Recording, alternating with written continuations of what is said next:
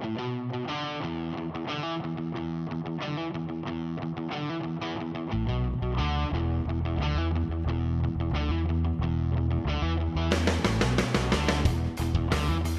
moving on now, we're going to look at a couple of variations of the front kick. Just broadly speaking, the karate style with snap, weight on the back foot, and more the Thai style of throwing where I'm transferring the weight forward into the kicking leg. The karate style kick, square on with my opponent, my front foot turns out, 45-degree angle. I don't want to kick square on with my hips, I'm going to push myself over rather than drive through my opponent. I've got nothing to push through there. I need to be able to open my hips up. My knee stays on line, don't allow the knee to turn in as I'm driving the hips through. The whole point of me twisting here is to project this knee further forwards.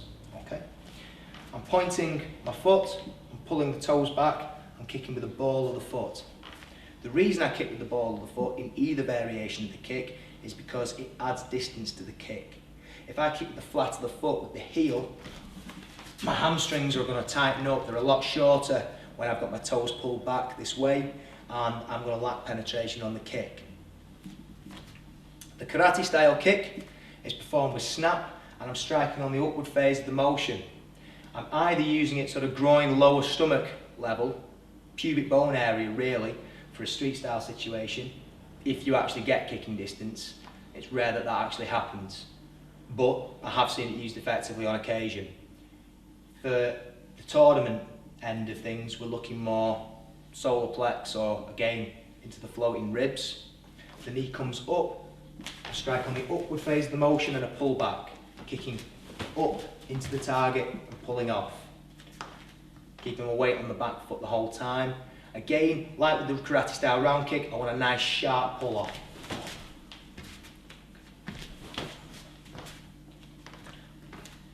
If I'm throwing more the Thai style, it's the more powerful version of the kick.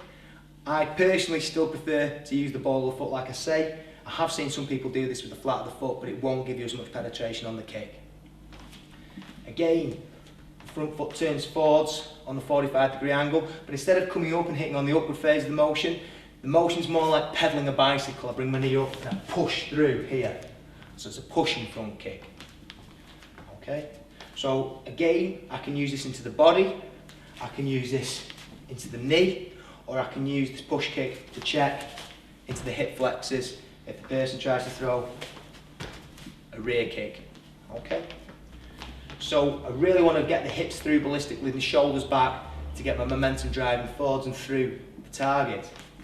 It's very important that after I drive through and travel and put my weight through into this kicking leg, that I do bend it, otherwise I'm just going to fall straight forwards. If I keep my legs straight, I'm going to fall forwards, and if I've missed and mistimed, boom, I'm going to be moving on to my opponent's technique.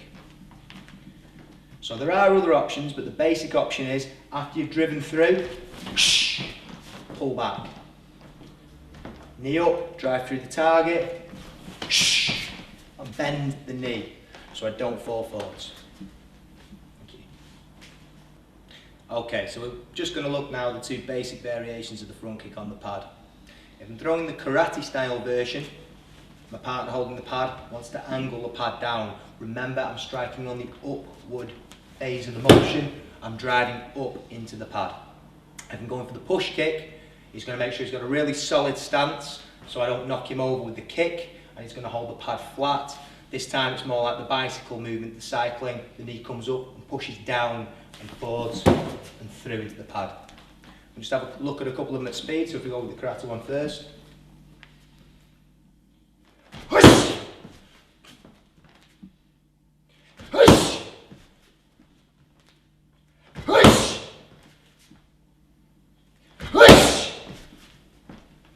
And now look at the Thai.